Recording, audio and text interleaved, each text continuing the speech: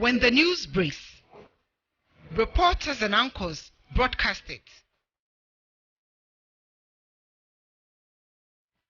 Analysts will talk about the impact of this on society. But current affairs will set the agenda for policymakers to implement it.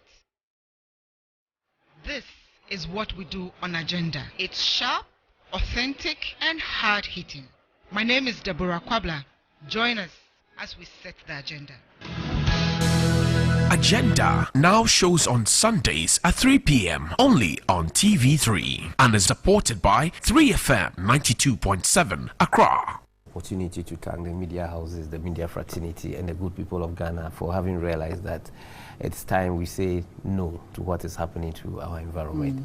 Pollution of water bodies, degradations of the land, destructions of the forest, even most importantly, the health concerns of the various individuals engaged in this activity. It's nothing good to talk about.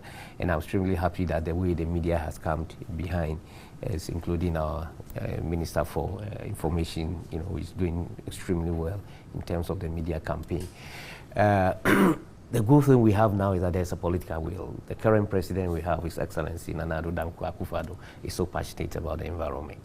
He's strongly of the view that if we continue the rate at which degradation, destructions, and pollutions of the water bodies, continue, there will be a catastrophe, going forward. You asked a very brilliant questions of what we intend to do and the moratorium that we put on the licenses. Yes, I've directed that we hold on applications of all new licenses as a moratorium period to sanitize, the regime in terms of the small-scale mining and the illicit mining activities that we witnessing. It is a fact that there are some people up there on the ground who are engaged in small-scale mining that are undertaking the small-scale mining in a sustainable environment. You can't dispute that. That is a fact. But the difficulty now is that a huge proportion of the small-scale mining, which have also been given license and to be operated under a regulatory framework, are equally doing what the illicit miners are doing.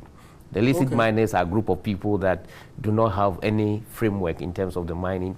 They get to the land, get the excavator, and trying to dig and look out for gold. Gold is not a business going to look for. It's a good business that you have to go and find. You just pick it up. And that is the process of explorations and identifying where your reserves are, and all that you need to do is to pick it.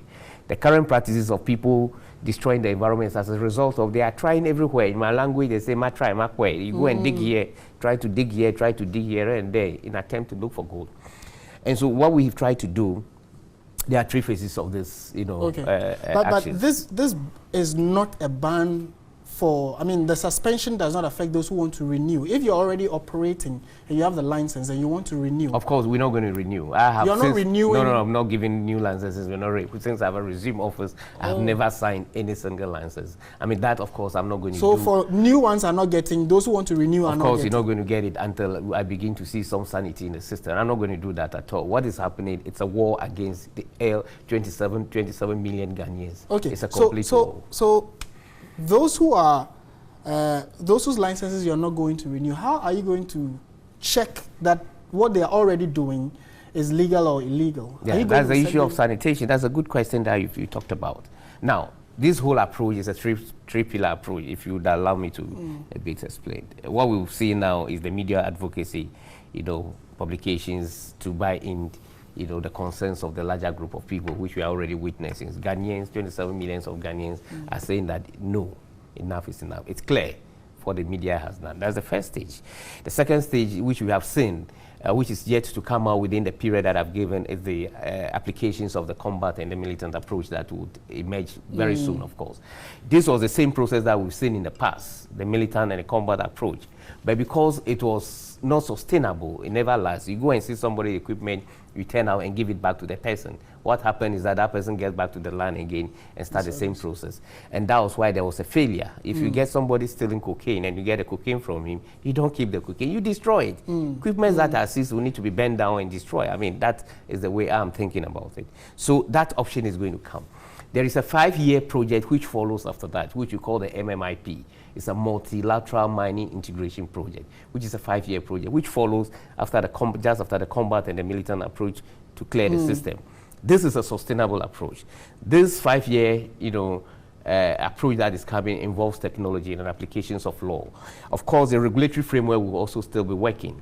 But to maintain the sustainability out of it, what we're going to do is to put in monitoring tools. And that is why the applications of drones along the water body is going to come in. We're going to deploy marine police along the river bodies. They use their boats and drive along the rivers and give signals. We're going to empower the communities, as a point of contact. That was actually one of my questions, how we're going to get the communities involved in this fight. And that is why the project is MMIP, multilateral. If we are engaging all kinds of stakeholders. So just as pollutions, on the offshore is being done, people go on offshore and they see traces of oil on the offshore, they call to give signals. So these communities are going to be empowered to do that. Because deep in the night, some of these individuals get engaged and go into the forest and do these activities without the knowledge of the people concerned.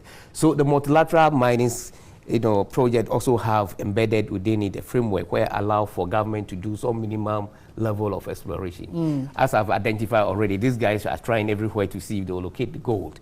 What government is going to do is to undertake some minimum level of exploration at cost basis, locate where the gold is, try to pull all these people back to that place. Those who agree, of course, will come here. Those who do not agree, of course, will be fired. No business for you, of course.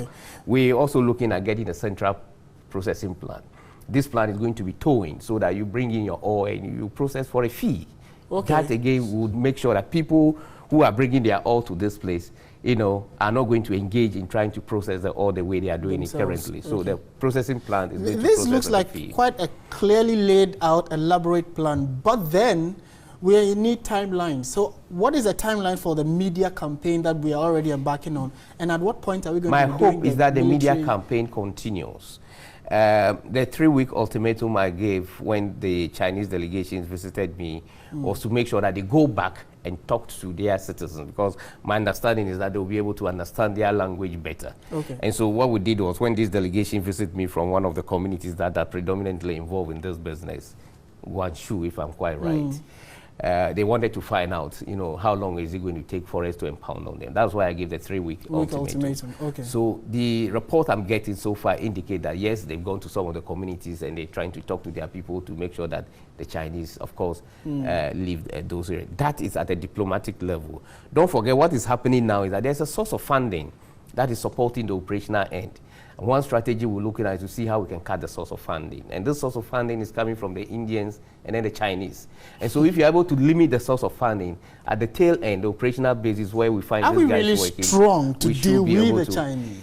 Yes, that becomes... Can we really deal with the Chinese? We should, because when I met... We should or we will? Or we should deal with them. I mean, it's not a matter of we will. We should be able to do it. It should be... You see, it's more like a bilateral engagement. The Chinese government have engaged government over a long period of time. What is happening in Ghana will not happen in China. In China, I was told that if you cut down a 3 that is 50 years, they slash the year of the 3 by 2 and sentence you to prison. And these are the people that are coming to help our indigenous. Mining in terms of small scale has been going on in Ghana over years. It started in the late 80s to 90s.